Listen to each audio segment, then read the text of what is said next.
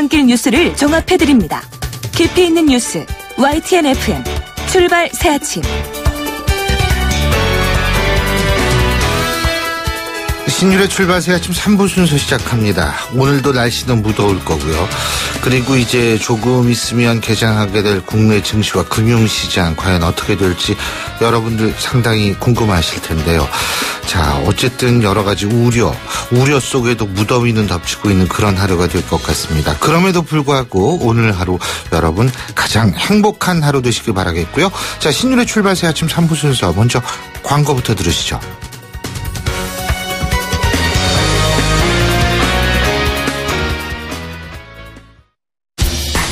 항공권도 매진이야. 실시간 빠른 항공 호텔 예약 시스템 온라인 투어. 가격이 싸니 일정이 별로야. 알뜰하고 품격 있는 여행은 온라인 투어. 에어텔, 교통패스, 각종 입장권. 복잡해. 여행의 예약은 한 번에 온라인 투어.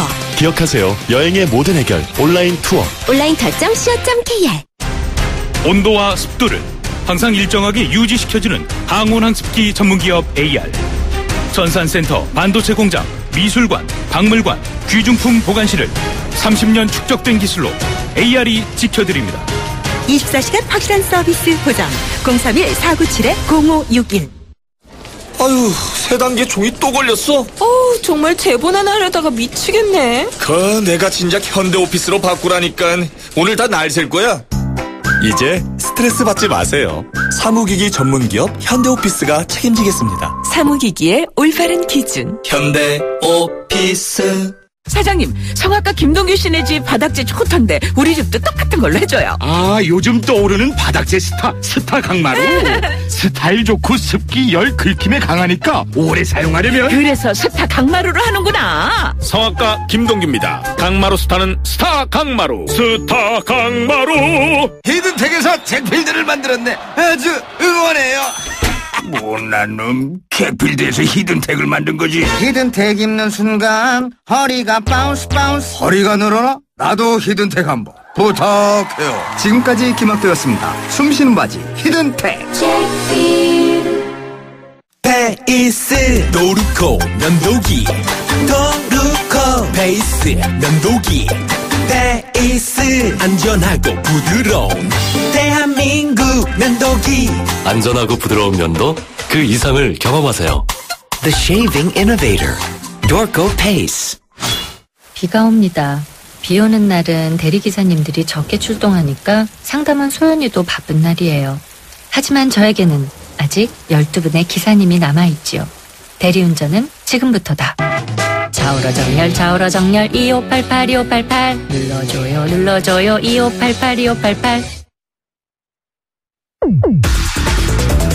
송곳 같은 말, 허무한 말, 우리가 주목해야 될 말을 전해드립니다. 왁자지껄 말.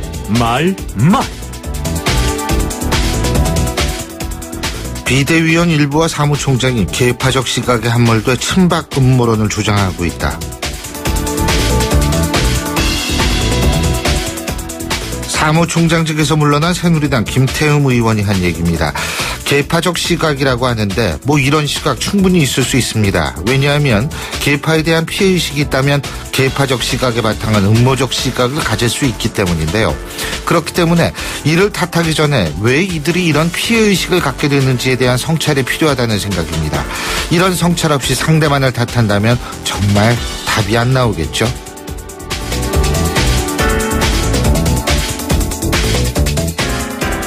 현재 제기되는 개헌론은 친박의 집권 연장책, 다른 한편으로는 총리를 하고 싶은 국회의원들의 희망 충족책 같이 보인다.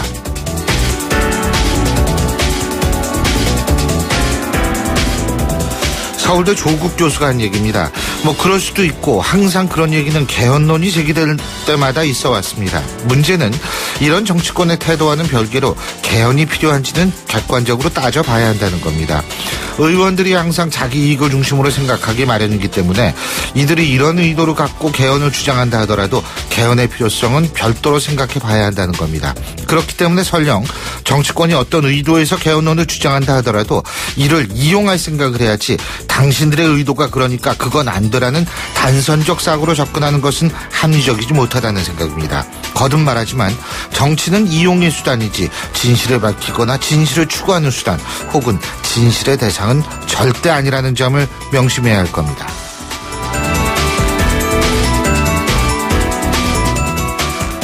지금처럼 마법을 원한 적은 없었던 것 같다. 해리포터 시리즈의 작가 조앤 롤링이 브렉시트 투표 결과에 대해서 한 얘기입니다. 브렉시트 투표 이후에 영국 내에선 무력 집회는 물론 재투표 청원 운동까지 일어나고 있다고 하는데요. 영국이 지금 상황에선 그런 생각하는 사람들 많을 겁니다. 벌써부터 런던 주제에 각종 금융기관과 기업들이 철수를 고려한다는 말들이 나오고 있고요. 파운드화는 끝없이 추락하는 모습을 보이고 있기 때문입니다. 그런데 다시 투표를 하자는 주장 역시 설득력은 없어 보입니다. 이미 기차는 떠났기 때문인데요.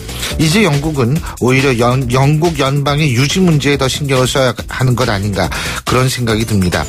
벌써부터 스코틀랜드가 영국으로부터 벗어나겠다고 나서고 있기 때문인데요. 지금 영국은 유럽연합에서 탈퇴한 것뿐 아니라 영국 자체도 해체될 위기에 놓여 있습니다. 이대로 영국이 무너지는 것은 아닌지 심히 우려되는 것이 현실입니다. 지금까지 왁자지껄 말말말이었습니다.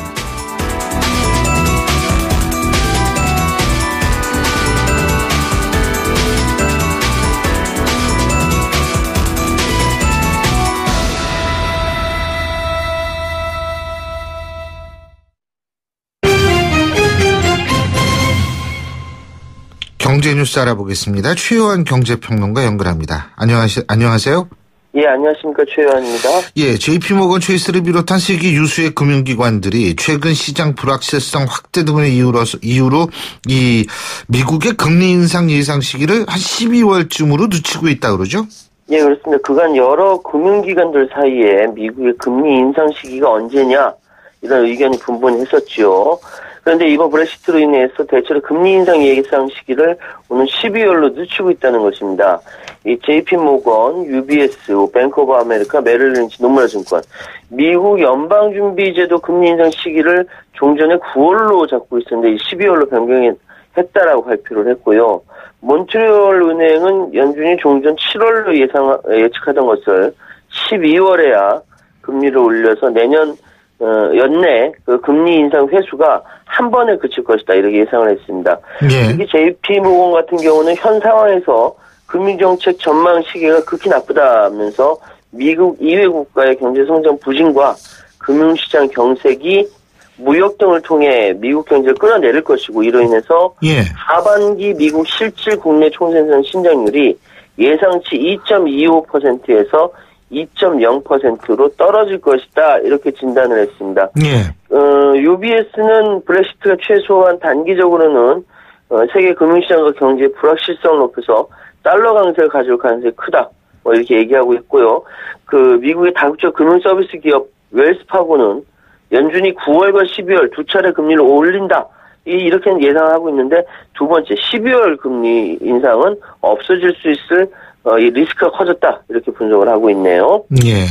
그리고 이 폭스바겐이요, 배출가스 조작 문제 이런 거 가지고 시끄러웠는데 이번엔 휘발유차 고객들도 폭스바겐을 상대로 소송을 제기했다고 그러죠? 그렇습니다. 어제 그 업계에 따르면 폭스바겐 휘발유차 7세대 골프 1.4 TSI 이 소유주 26명이 법무법인 발언을 통해서 서울중앙지법에 서울 폭스바겐 그룹 그 아우디 폭스바겐 코리아 국내 딜러사들을 상대로 부당이득 반환 청구 소송을 냈다는 겁니다.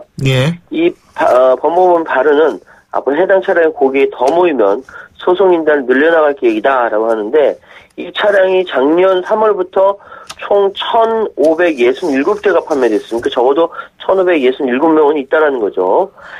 이번에 새로 문제가 드러나는 휘발유 차량에 대해서 아우디 폭스바겐 코리아가 민법 110조에 근거해서 매매 계약을 취소하고 대금 반환을 해야 한다라는 게 법무법인 발언의 입장인데요. 이게 2014년 5월 배출가스 인증시험에 불합격하고 국내 시판이 불어되자 배출가스가 적게 나오도록 하는 소프트웨어를 장착해서 11월 달에 인증을 획득했다는 것이죠. 이것이 차량 불법 개조를 한 사실이 검찰에 적발됐다는 것입니다. 이와 함께 아우디 폭스바겐 차주들은 환경부에 이 폭스바겐 전 차종에 대해서 전면적으로 조작 여부를 조사하는 라고 촉구하는 청원서를 제출했다고 하는데요. 예. 이 소비자들이 직접 그 정부 청원 등 전방위 대응이 나선 것은 폭스바겐이 미국과 한국에 대한 태도가 다르기 때문입니다. 미국 같은 경우는 차량 환불은 물론이고 추가로 최대 $1만 금액을 지불할 것으로 알려졌고 또 소비자들에게 지불하기로 합의한 금액 우리 돈으로 한 12조 원에 달한다고 관측이 되고요. 또 이 배기가스 조작 사태 발생하기 이전에 차량을 타인에게 판매한 전 소유주들에게도 배상금을 지급키로 결정했다고 합니다. 그런데 한국에서는 위법을 저지른 바가 없기 때문에 금전적인 배상이 전혀 없다. 입장에서 고소하고 있거든요. 이러니 한국 소비자들이 화가 날 만하지요. 예. 자, 그리고 그 조한익 한전 사장이 전력시장 개방은 불가피하다. 이런 얘기를 했는데, 근데 산업통상부 이쪽에서는 차관이 나서서 민영화나 요금 인상 목적이 아니다. 이렇게 얘기를 하고 있죠? 예, 서로 말이 조금씩 다른데요. 그 조한익 한전 사장이 어제 국회 산업통상자원위원회 에너지 공공기관 업무보고에 참석해서 OECD 회원국 중 100% 독점적으로 전력을 판매하는 나라는 한국과 이스라엘밖에 없다라면서 전력 판매 시장에 대한 민간 개발을 확대하겠다고 발표했습니다.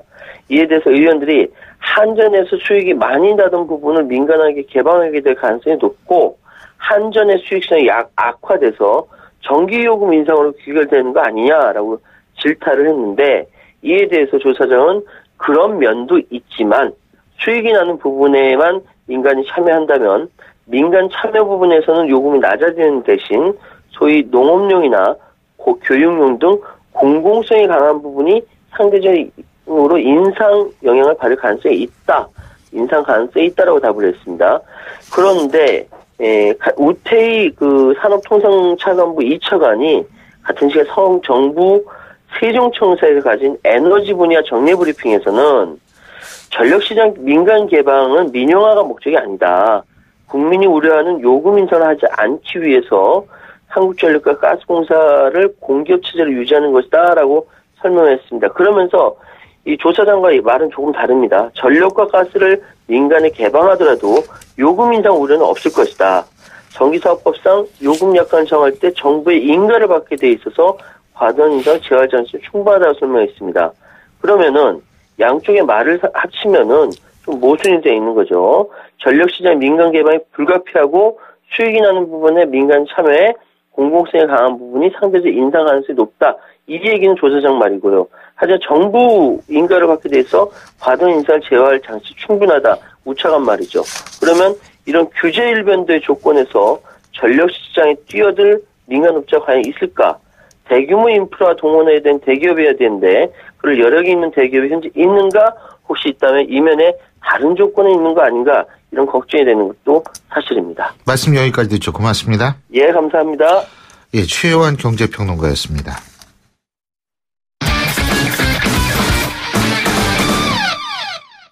자, 이번에 스포츠 소식 알아보겠습니다. 최동호 스포츠평론가 전화 연결돼 있습니다. 안녕하십니까? 예, 안녕하세요.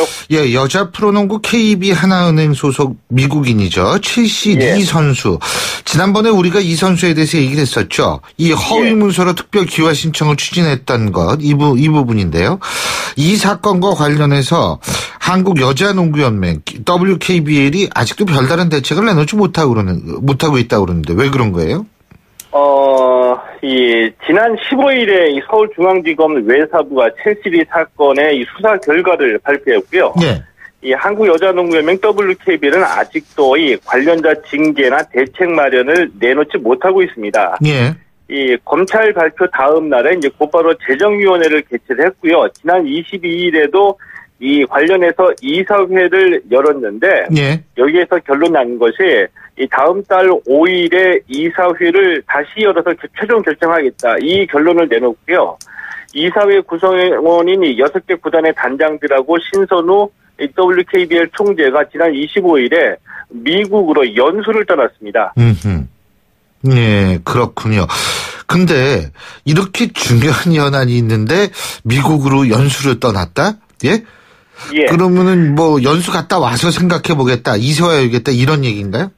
이게 아마 이 연수 일정은 미리 잡혀져 있을 테이고요. 예. 이 연수 일정 때문에 아무래도 이 7월 5일에 최종적으로 결정하겠다는 이 결정이 어느 정도 영향은 있었으리라고 지금 생각하는데요. 예. 왜냐하면은 이 미국 연수가 이 WNBA를 시찰하고서 구단의 운영을 배워오겠다 이런 뜻인데 예. 과연 이 얼마나 많은 것을 보고 배워올지는 의문이고요. 예. 사실상 외유라고 봐야 되거든요. 예.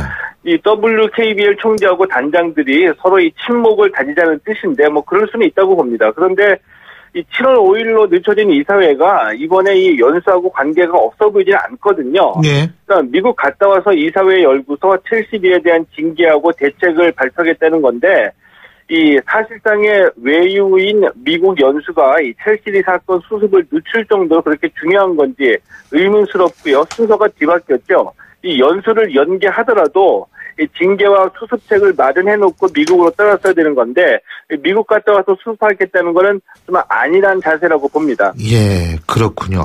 자, 오늘도 메이저리그 얘기도 좀 해볼까요? 예.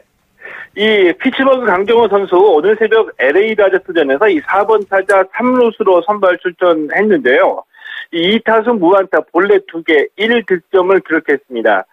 시즌 타율 2할 오픈 7리고요. 피츠버그가 4대5로 역전패했습니다. 예. 이 텍사스의 추신주 선수 뉴욕 양키스전에 1번 타자 우익수로 선발 출전했는데 예. 이 우리 시각으로 이 경기가 8시 5분에 시작이 됐어야 되는데 뉴욕에 지금 비가 많이 오는 바람에 경기가 늦춰지고 있습니다. 예. 야, 이 스포츠 얘기하다 보니까 그 미국 날씨까지 얘기하게 되네요. 지금 그쪽에 비가 오는군요. 예, 그렇습니다. 자, 그리고 리우 올림픽 축구 대표팀 명단이 어제 발표가 됐는데 올림픽 대표팀이 다음 달 18일 브라질로 출국을 하죠. 예, 어제 리우 올림픽 축구 대표팀 18명의 명단이 발표가 됐고요. 이 대표팀이 7월 18일에 이 브라질로 출국하게 됩니다. 출국해서 이 산파울루에 베이스 캠프를 차릴 예정이고요. 이 출국 전까지는 따로 이 국내에서 이 소집 훈련을 하지는 않습니다. 예. 이 대신에 7월 25일에 이라크하고 비공개 평가전, 30일에 스웨덴과 최종 평가전이 있고요. 올림픽에서는 이 8월 5일에 피지하고 조별리그 1차전, 8월 8일 독일과 2차전, 8월 11일에 마지막 멕시코전으로 짜여져 있거든요. 네. 그런데 이 석현준, 장희연수, 황희찬 같은 해외파 선수들이 이 19일에서 25일 사이에 이 상파울루로 직접 합류하고요. 손흥민 선수 같은 경우에는 31일에 합류하기 때문에 올림픽 대표팀 신태용 감독 입장에서는 손발을 맞추기 위한 좀 전술 훈련에 어려움을 좀 겪을 것으로 예상이 됩니다. 그렇군요. 어쨌든 거기 그 축구장은 다들 만들어졌는지 모르겠어요. 일부 경기장은 아직도 짓고 있다고 그러던데. 예, 올림픽 개막을 앞두고서 이 테스트 이벤트가 있습니다. 예. 경기장이 아직 마련되지 않아서 이 사이클 같은 경우에는 테스트 이벤트가 취소되기로 했습니다. 참 아주 보기 드문 올림픽이에요. 예. 예. 자, 유로 2016 16강전 최고의 빅매치였던 이탈리아 대 스페인전. 이탈리아가 이겼죠. 예, 이탈리아가 유로 2016 16강전에서 스페인을 누르고 8강에 올랐습니다. 2대0으로 승리했거든요. 예. 이 베테랑 골키퍼 이 부폰의 눈부신 활약으로 여러 차례 실점 위기를 극복을 했고요. 아이슬란드도 잉글랜드에 2대1 역전승을 거두고 8강에 이름을 올려놨습니다. 예. 잉글랜드가 축구의 나라인데요. 브렉시트에 이어서 아이슬란드에 2대1 역전패를 당하고 좀 분위기가 굉장히 어수선할 것 같습니다. 예. 자, FC 서울을 새로 맡게 된 황선홍 감독 어제 취임 기자회견을 가졌는데 지금부터 더 역동적인 축구를 하겠다 이런 얘기했다고 그러죠.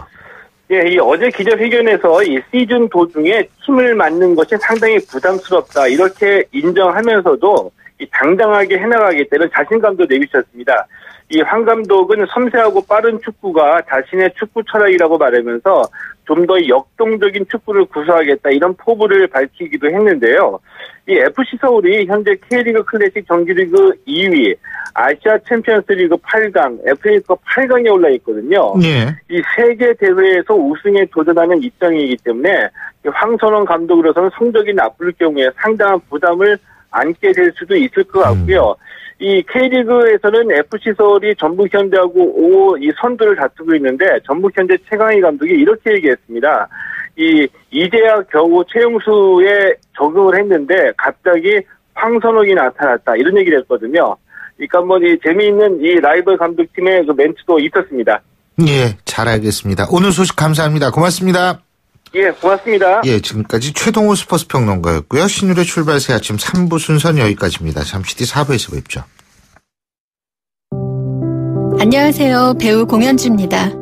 15살의 여러분은 어떤 꿈을 꾸는 아이였나요? 제가 케냐에서 만난 15살 소녀 도린의 꿈은 의사가 되는 것인데요. 학교에 가는 것을 무척 좋아하는 도린이 학교를 빠질 수밖에 없는 이유는 단지 여자로 태어났기 때문입니다. 우리와 너무 다른 그동안 말하지 못한 소녀들의 이야기 궁금하지 않으세요? 여러분의 관심으로 소녀들이 다시 꿈을 꿀 수 있습니다. 지금 월드비전 꽃들에게 희망을 캠페인을 검색하세요. 월드비전 꽃들에게 희망을. YTN 라디오 캠페인 더 가까이. 안녕하세요. 탤런트 오영실입니다. 요즘 날씨 참 좋죠? 저도 지난주에 가족끼리 야외 콘서트에 다녀왔습니다. 그런데 공연 후에 산더미처럼 쌓여있는 쓰레기를 보면서 한숨이 다 나오더라고요. 이렇게 버려진 쓰레기는 몇십 명의 환경미화원분들이 힘들게 몇 시간을 청소해야 다 치울 수 있다고 합니다. 쓰레기통을 찾기 힘들다고 길거리에 함부로 버릴 것이 아니라 버릴 곳이 없을 땐 다시 가져오는 건 어떨까요? 아니면 처음부터 음식물을 밀폐 용기에 담아가서 다 먹은 후에 빈 용기를 다시 싸들고 오는 방법도 있습니다. 우리가 사는 곳을 깨끗하게 하는 법, 조금은 불편해도 작은 것부터 실천하는 데 있지 않을까요? 환경 에티켓은 더 가까이, 쓰레기 무단 투기는 저 멀리, 환경을 보호하며 공연 관람하자고요. YTN 라디오 캠페인 더 가까이, 한국환경공단과 함께합니다. 골프 장갑도 G맥스, G맥스. 등산 장갑도 G맥스, G맥스. 헬스 장갑도 G맥스, G맥스. 가죽 장갑도 G맥스, G맥스. 장갑하면 G맥스. 대한민국 우리 장갑 G맥스. 30년 한길 범영 글러브가 만듭니다. 글러브 맥스 G맥스. 날카로운 분석, 내일을 보는 시선, 신율의 출발 새 아침. 신율의 출발 새 아침 4부 순서, 먼저 광고부터 들으시죠.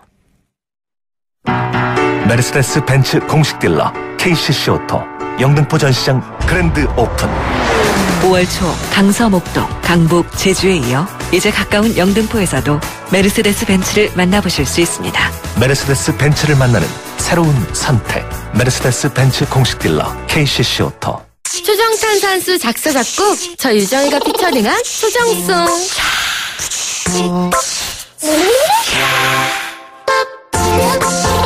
물이 다르니까 탄산수가 살아있죠? 세계 3대 강탄수 소정의 물로 일으킨 파란 조정탄산수. 자, 이제 출근길이 마무리되는 시간이죠. 8시 32분 42초 지나고 있는데요. 교통 상황 알아보겠습니다. 박호연 캐스터.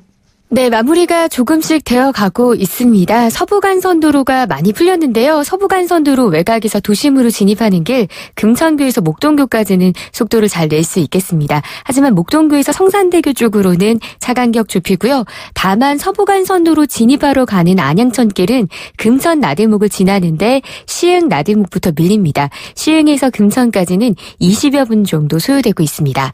내부순환로가 성산동 쪽으로 정릉터널 이전부터 연희램프까지 긴 구간 답답하고요. 성수동 쪽으로는 그보다 짧게 밀립니다. 홍은램프에서 홍지문 터널까지 이후로 괜찮다가 사근램프에서 성동 분기점까지 답답합니다. 북부간선도로 외곽으로 향하는 길은 월릉 분기점에서 신내 나들목까지 밀려서 8분 정도 지체가 되고요. 묵동에서 월릉 분기점을 지나 허울고까지도 속도 내기 좀 어렵습니다. 신일의 출발새 아침 교통정보였습니다. 신일의 출발새 아침 오늘 순서 시작합니다.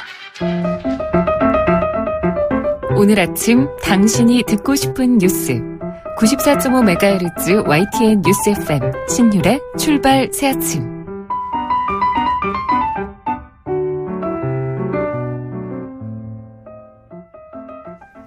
올해 최저임금 여러분 얼마인지 아십니까? 6,030원이라고 하는데요. 오늘은 내년도 최저임금을 책정하는 법정 시한입니다. 그러니까 오늘까지 최저임금을 정하라 법으로 정한 날이라는 건데 올해 총선 공약으로도 아주 뜨거운 이슈가 됐기 때문에 더욱더 관심을 끌고 있는 최저임금 문제. 자, 그래서 이 문제 노동계와 경영계 입장 모두 들어보려고 합니다. 오늘은 먼저 노동계 입장부터 들어보겠습니다. 한국노총의 이정식 사무처장 전화 연결돼 있습니다. 안녕하십니까? 예, 안녕하십니까? 예, 지금 노동계는 10,000원이죠? 최저임금 시급, 그죠? 예, 10,000원을 요구하고 있습니다. 10,000원을 요구하고 있죠. 이 10,000원은 어떻게 나온 거죠? 최저임금 결정 기준이 뭐 여러 가지가 있는데 그 중에 핵심은 노동자들의 생계비라고 할 수 있습니다. 예, 예. 근데 법에 보면 그거 외에도 유사 근로자의 임금, 노동소득 분배율 개선 들어가 있는데 예. 현재 최저임금 가지고는 단신 노동자 생계비 70%뿐이 충족을 못하거든요. 예. 그런데 우리나라 대부분의 최저임금 적용 노동자들이 2, 3인 가구의 주소득원이에요. 예. 그리고 현재 임금은 전체 노동자들 평균 임금의 한 30 내지 40% 수준이고 국제적으로 봐도 OECD 28개 나라 중에서 22번째 꼴찌에 해당하기 때문에 예. 현실화하겠다 이런 취지입니다. 그래서 이거 현실화하겠다. 근데 이제 사실 이게 6,030원이잖아요, 지금. 그죠? 예. 근데 이게 10,000원 하면은 뭐 2배까지는 아니라도 상당히 오르는 건데 이렇게 되면 경영계가 주장하는 것처럼 이 기업들의 부담이 너무 커진다 이런 얘기 나올 수 있는 거 아니겠어요? 그래서 결국은 해고율만 늘어난다. 어떻게 보십니까? 그럴 수 있죠. 아무런 장치도 하지 않고 임금만 갑자기 대폭 올린다 그러면 충분히 예상 가능한 일입니다. 그래서 우리는 어떤 정책을 펼 때 정책 하나만 펴면 그것이 추구하는 하나의 목표는 달성할 수 있지만 예상하지 못한 부작용이 있을 수 있지 않습니까? 예. 그래서 정책은 여러 개를 묶어서 정책 조합을 하는 겁니다. 폴리시 믹스락 하는데 그러면 해고를 하지 않을 수 있도록 하는 여러 가지 장치가 필요하겠지요. 그 다음에 단계적인 인상도 가능할 수 있는데 일단은 해고와 관련해서 보면 그러니까 기업의 지불 능력과 관련된 건데 예.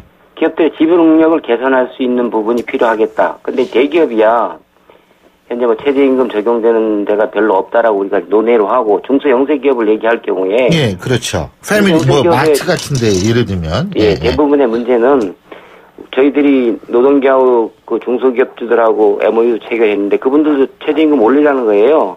올리면 내수가 창출되니까 자기들 물건을 샀을 거다 이거죠. 음식점도 그렇고. 근데 자기들의 가장 큰 문제는 대기업의 횡포, 갑질이고 불공정, 하도급 거래 그리고 임대료, 권리금 이런 거라는 거거든요. 그 다음에 이분들이 말씀 안 한 거지만 자기들끼리의 과당 경쟁, OECD에서 우리나라 중소영세기업들이 가장 많잖아요. 자영업주들이. 예.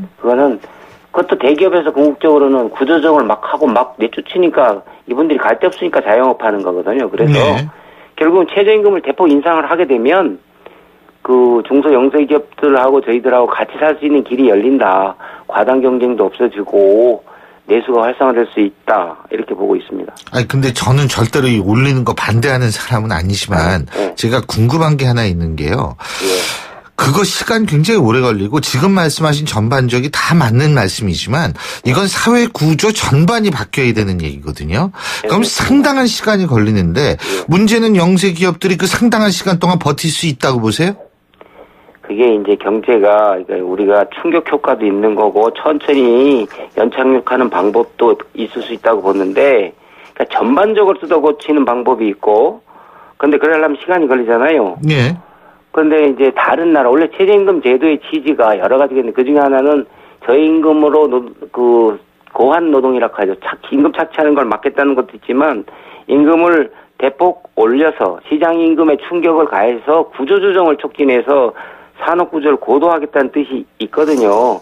근데 이거는 의지가 있으면 된다고 보는 게, 지금 두 가지만 예를 들어볼게요. 대기업들이 지금 700조의 산해유보가 있고, 그 다음에 MB정부 들어서 법인세를 대폭 인하했잖아요. 근데 그 법인세 인하하는 것들을 그 인하 전후로만 돌려도 24조 원이 죄락된다고 하는데, 지난번에 고환율로다가 돈 번 거 다 국간에 싸놨잖아요. 이런 부분들을 낙수가락 하는데 이것들을 풀어주면 이런 문제들이 쉽게 저는 해결될 수 있겠다. 근데 이제 안 해봤으니까 좀 부담스러운 거죠. 그러니까 적립금을 전부 풀어라. 투자를 하는 거고, 예. 그 다음에 대기업이 초과 이윤을 독식하는 것을 원청에서 하청이나 협력업체한테 같이 살 수 있는, 동반 성장할 수 있게끔 적정 이윤을 보장해 주는 거죠. 임금이 오른 것만큼 그걸 보장해 줄 수 있는 방법, 이윤도 그만큼 보장해 줄 수 있는 방법을 찾으면 살 수 있다고 봐지는 거죠. 예. 지금 더불어민주당은 10,000원 아니죠? 7,000원이죠? 더불어민주당이 2020년까지 단계적으로 10,000원을 올린다 그랬는데, 매년 그러려면 13.5% 올리거나 매년 1,000원을 올려야 되는 거죠. 그래서 일단은 7,000원이 나오는 건가요? 예. 더불어민주당이 그렇게 주장을 하는 거예요. 예. 제가 다시 한 번만 좀 확인하는 예. 차원에서, 중소영세기업자, 예를 들면 편의점 하시는 분들, 이런 분들이 전부 찬성한다. 10,000원으로 올리는 거 맞습니까? 전부 찬성하는 거는 있을 수가 없는 거고. 대다수는 찬성한다. 그분들도 예. 최저임금이 핵심적인 문제가 아니고 대기업의 행포와 갑질이 문제다, 불공정 거래가 문제다, 권리금이라든가 임대료 이런 행포만 좀 없으면 최저임금은 그거나 세 발의 피다, 이렇게 얘기를 하는 거예요. 그러니까 핵심이 최저임금이 아니라는 거죠. 그분들의 어려움이. 그리고 추가적으로 과당 경쟁이다. 과당 경쟁이 어디서 생겼냐고요. 그분들이 되게 기업에서 노동자로 일하던 분들 아니겠습니까? 그분들이 다 퇴출당하거나 갈 데 없어서 한 분들, 그렇지 않은 분들도 많겠지만 상당수가 그렇다는 거예요. 그래서 최저임금과 최저임금 인상과 그분들의 경영이 적대적인 관계가 아니라 같이 갈 수 있다는 거예요. 오늘 우리 이정식 사무처장도 최저임금위원회 들어가십니까? 그렇습니다. 예, 그렇군요. 근데 법정 시한이 오늘인데 최저임금, 제 기억으로는 이게 법정 시한 지킨 적이 거의 없어요. 그죠? 예? 오늘도 그런 거 아닙니까? 법정 시간이 오늘인데요. 예. 8월 5일까지 장관이 최저임금을 결정해서 고시하게 돼 있고, 예. 그렇게 되려면 역산을 해보면 그 사이 기간 동안에 예. 재심 요청을 하거나 이의 신청을 받게 돼 있습니다. 예. 그런데 그렇게 따지고 보면 오늘이 법정 시한이지만 적어도 7월 중순까지 결정이 되면 예. 큰 무리는 없는 거지요. 그러나 최선을 다해서 법정 시한에 지키려고 하는 게 필요하다고 보고 있습니다. 예. 예. 근데 필요는 한데 가능하다고 보세요? 거의 불가능합니다. 지금 현재 보면 지금 경영계가 예. 최저임금 시행 30년인데 10년째 지금 동결을 주장하고 있는데 그 말이 됩니까? 그게? 예. 알겠습니다. 어쨌든 이 최저임금 문제 저희가 계속 저희도 신경을 써야죠. 이게 당연히. 예. 이거 진짜 알바생들이나 이런 청년들도 취직이 안 되니까 알바가 직업이 되는 세상이 될 수 있는데 중요한 얘기입니다. 예, 오늘 말씀 여기까지 듣죠. 고맙습니다. 예, 감사합니다. 예, 지금까지 한국노총의 이정식 사무처장이었습니다.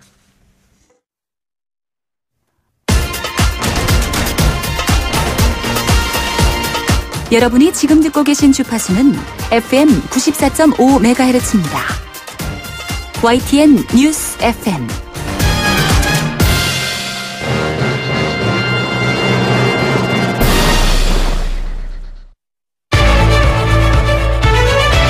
민심은 천심이다. 생생한 여론을 통해 우리 사회를 진단합니다. 이것이 여론이다.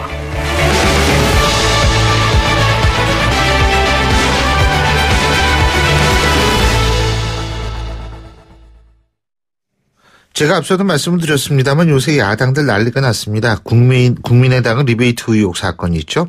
그리고 또 더불어민주당은 이른바 서영교 논란이 있습니다. 이래서 지금 두 야당 상당히 곤혹에 빠져 있는데요. 자, 오늘은 국민의당 최근 사건과 지지율 변화, 더불어민주당의 최근 사건과 지지율 변화 살펴보겠습니다. 여론 분석 전문가시죠? 오피니언 라이브의 윤희웅 여론 분석 센터장 스튜디오에 나와 계십니다. 안녕하십니까? 예, 안녕하십니까? 국민의당 지지율 많이 빠졌죠? 예, 그렇습니다. 지난주 한국갤럽에서 발표한 조사에 따르면 국민의당의 정당 지지율이 14%로 나왔습니다. 이것은 이제 선거가 지나고 국민의당의 정당 지지율이 전국 정당 지지율이 20% 중반대까지 치솟았었거든요. 예. 그런데 계속해서 하락세였고 이 사건이 터지면서 추가적으로 더 계속 하락하게 되면서 지금 그때에 비해서 10%포인트가량 낮아진 상황이라고 할 수 있겠고요.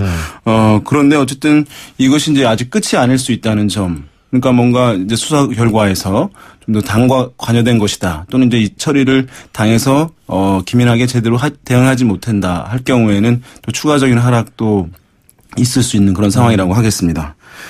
이 조사는 한국갤럽에서 이제 지난 화수목 3일간에 걸쳐서 휴대전화로 전국에 걸쳐서 1,002명 대상으로 조사를 했고요. 표본 오차는 95% 신뢰 수준에서 플러스 마이너스 3.1%포인트입니다. 예.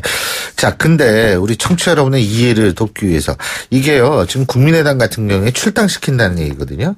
근데 이게 비례대표 의원들은 출당시키면 의원직을 유지합니다. 단, 탈당을 하면 비례대표 의원들은 의원직을 잃게 됩니다. 다시 말해서 탈당, 사망 이런 것들이 비례대표 의원직을 잃게 되는 거지 출당, 쫓겨나면 본인의 의지하고 상관없이 쫓겨나면 의원직은 유지가 돼요. 그것도 참 희한한 법인데. 그러니까 이제 방금 이제 말씀드린 조사 이제 응답률이 23%였는데 그 말씀하신 부분이 그러니까 국민의당으로서는 지금까지 얘기해 놓은 것도 있고 하기 때문에 손 털어요. 손 털 수 있어요. 출당하면. 출당을 시킬 수 있는데 한켠에서는 그것이 이제 또 하나의 꼼수다라고 비춰질 수 있다는 것 때문에 사실 대응책이 그래서 임명진 목사님이 저희 일부에서 탈당을 해야 된다 이런 얘기를 했는데 맞습니다. 이게 출당을 하면은 의원직 유지가 되고 국민의당 국민한대로 면피했다라는 얘기 듣고 이런 식이 돼버리거든요. 그러니까 제가 항상 얘기하지만 위기는 정면 대응이 자꾸 꼼수 쓰면 안 되거든요. 예. 맞습니다. 근데 어쨌든 지금 호남에서도 국민의당 지지율 빠지죠. 네, 그렇습니다. 지금 보면은 호남에서 국민의당과 더불어민주당의 정당 지지율, 그래서 호남에 누가 호남에서 우위를 차지하고 있느냐가 상당히 중요하고 관심사인데요. 이번 조사에서 국민의당은 호남에서 29%를 얻었습니다. 더불어민주당은 30%였습니다. 그러니까 1%포인트 차이긴 합니다만은, 그러니까 과거에는 국민의당이 호남에서 더불어민주당에 비해서 월등한 우위를 점했었거든요. 네. 그런데 지금은 지지율에서도 뒤지는 그런 결과들도 많이 나오고 있고 지금도 이제 거의 차이가 이제 없는 상황이죠. 이것은 오차범위합니다만은 호남에서의 국민의당의 우월한 지위. 이것은 상당히 지금 약화되고 있다. 이렇게 평가할 수 있겠습니다. 그런데 이제 더불어민주당의 서영교 사태가 어떻게 진척되느냐에 따라 달라질 수 있을 것 같은데 그렇습니다. 어쨌든 제가 지금 말씀드린 대로 국민의당 리베이트 의혹, 더불어민주당 서영교 의원의 그 패밀리 비즈니스, 이 도덕성 문제, 우리 시민들은 두 야당의 도덕성 논란 어떻게 바라보고 있을지 잠시 들어보겠습니다. 다 똑같다는 생각이 들어요. 청렴하다고 하는데 그런 것 같지도 않아. 자기 가족들 다 데려다 놓고 뭐 월급 주고 취직 못한 사람도 얼마나 많아. 그 자기네 특권 자기네가 누리는 거 아니야. 일반인들한테 공정하게 이렇게 해야지. 정권을 뭐 잡고 안 잡고를 떠나서. 근데 너무나 이거는 행동을 보면은 완전 뒤로는 완전 호박씨 까고 있는 그런 행태. 역시 정치인들은 어쩔 수 없다. 뭐 그런 생각. 싹 다 갈았으면 좋겠어요, 솔직히. 정치인들이 정직해야 되는데 그런 기사가 터지면 믿을 수가 없고 국민을 대변해서 뽑아놓은 사람들이 그런 짓을 했다 그러면 좀 분노가 생기죠. 클린한 정치를 했으면 좋겠다는 그런 생각이지요. 투표를 했을 때는 잘할 거라고 믿고 뽑은 거지. 그런 사람인 줄 알고 뽑았겠어요. 뽑을 때 신중하게 저희 국민들도 하느라고 하는데도 또 그러네요. 말만 이제 선거 때 되면 말만 뭐 잘못했습니다 그러고 실상 다시 뽑아주고 나면은 똑같잖아요. 자기들끼리 하는 그냥 노름인 것 같아. 진짜 한국에서 살기 싫어요. 그런 거 보면. 일반 서민들한테 오는 혜택도 없고 아무것도 없고 자기들 혜택만 챙기는데 흔히 말하는 자기들 밥그릇 챙긴다 그러잖아요. 그렇게 사는데 뭐하러 여기서 살아야 되는지 잘 모르겠고 그러면서 이제 세금이란 세금은 다 받아가잖아요. 어디다 쓰는지 솔직히 명확한 출처도 없다 보니까 좀 신뢰가 안 가죠. 듣기로는 외국의 어떤 나라는 정치인이 가장 안 좋은 직업 중에 하나래요. 왜냐하면 정치라는 거는 여러 사람의 그런 의견을 가지고 좋은 나라가 되게끔 하기 위해서 일하는 사람들이잖아요. 그러니까 그 사람들은 가장 먼저 시민들 앞에서 봉사하고 일을 더 열심히 해야 되는 사람이거든요. 특권의식을 가진 사람이 아니라. 근데 우리나라는 정치인이 오히려 시민 위에서 군림하는 사람인 듯한 인식이 있는 거죠. 그래서 봉사하는 사람들이 됐으면 좋겠어요. 다 정말 아주 지당하신 말씀들만 하셨습니다. 그런데요, 우리가 이 선거 때 이런 사람들 뽑아주면 안 돼요. 근데 이런 사람들 자꾸 재선, 3선 막 이렇게 되는 이유가 뭘까요? 그거 우리가 뽑아줘서 그런 거거든요. 우리 자신도 사실 좀 반성을 해야 될 부분이 많습니다. 이렇게 우리가 잘 알고 있는데 왜 선거 때만 되면 저절로 손이 글로 갈까요? 자, 이 부분에 대해서 반성 좀 해야 됩니다. 우리 모두. 근데요, 국민의당 다시 회복 가능할까요? 그러니까 애초에 국민의당의 지지층은 다른 정당 지지층에 비해서 이제 상당히 정당과의 결속력이 약합니다. 예. 그러니까 왜냐하면 이것이 이제 신생 정당이기 때문에 우리 정당이다, 나의 정당이라고 하는 뭐 이른바 정당 일체감이 충분하게 형성이 되지 못한 정당이기 때문에 그래서 어떠한 사건이 터지게 되면 지지층이 떠나는 현상도 다른 정당에 비해서 훨씬 더 클 수밖에 없거든요. 네. 그렇기 때문에 지지율을 이제 끌어올리기 위해서는 사실은 이전에 비해서 2배, 3배의 이제 노력이 필요하고 그런데 어쨌든 다른 정당들도 이제 움직이고 있는 것이니까 이제 대선을 앞두고 그런 상황에서 지지율을 이전처럼 끌어올리기가 반사 이익만으로 상당히 지금 쉽지 않아요. 왜냐하면 반사 이익을 본인이 다른 정당이 이제 얻을 수 있는 조건을 만드는 셈이니까. 예. 예. 그래서 상당히 좀 어려운 상황이라고 할 수 있겠죠.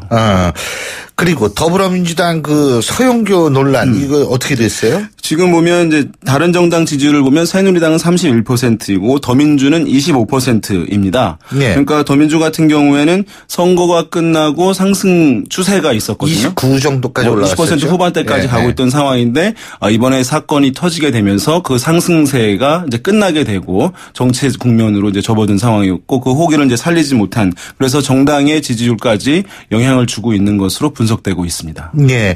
자, 지난주엔 그리고 우리가 국회의원들 개헌 어떻게 생각하는지 네. 그런 얘기 있었죠.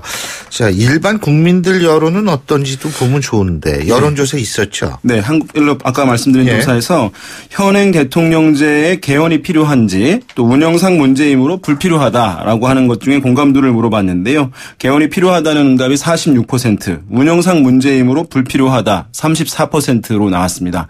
사실 이제 약간 다른 조사에 비해서는 공감도 필요도가 낮게 나온 거거든요. 근데 이게 보면 왜냐하면 그 불필요하다라는 데 운영상 문제이므로 불필요하다라고 한 이제 수식어를 이제 설명을 해준 것이 약간 이제 영향을 주지 않았을까 생각해 볼 수 있어요. 어떤 것들은 이제 설명이 들어가는 경우도 있고 단순히 개헌 찬성 반대라고 묻는 경우, 개헌 필요하다 불필요하다 이렇게 묻는 경우도 있는데 앞에 수식어 설명을 붙여주는 경우도 있거든요. 그런 경우는 다소 이제 영향을 받지만 어쨌든 이제 개헌 지금 정치가 엉망입니다. 이런 걸 고치기 위해서 개헌을 해야 된다고 그럼 당연히 그러면 뭐 100% 나오죠. 맞습니다.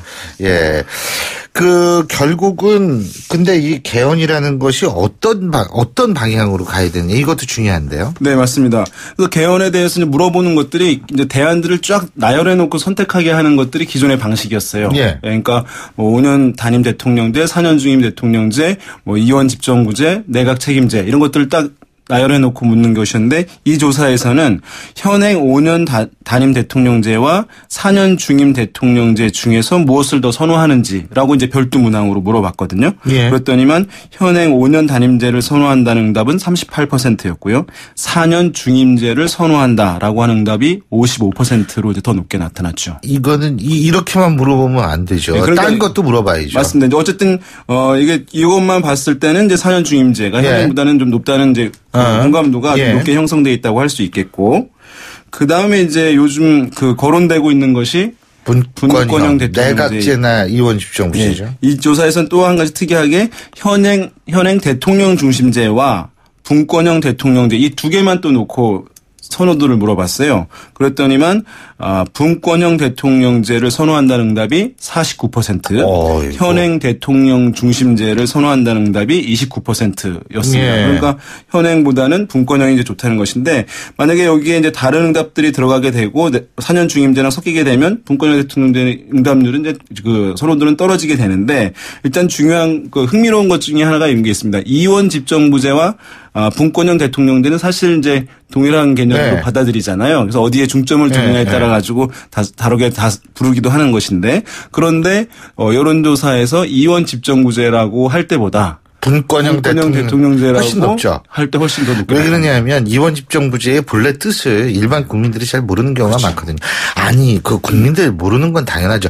아니 저 정치하는 사람들이 오스트리아를 이원 집정부제라고 얘기를 하는 거하고 똑같은 거예요. 맞습니다. 그러니까 이게 정치하는 사람도 그거 잘 모르는데 어떻게 일반 국민들이 그걸 잘 알겠어요.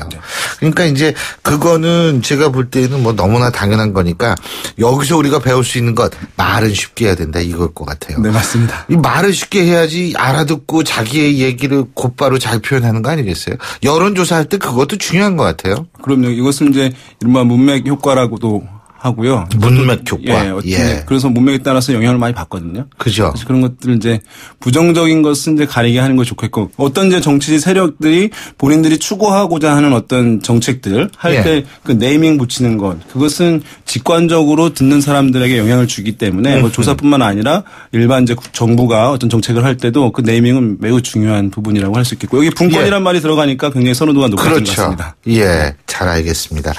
자, 오늘 말씀 여기까지 듣죠. 고맙습니다. 네, 감사합니다. 네, 지금까지 오피니언 라이브의 윤희웅 센터장과 함께했고요.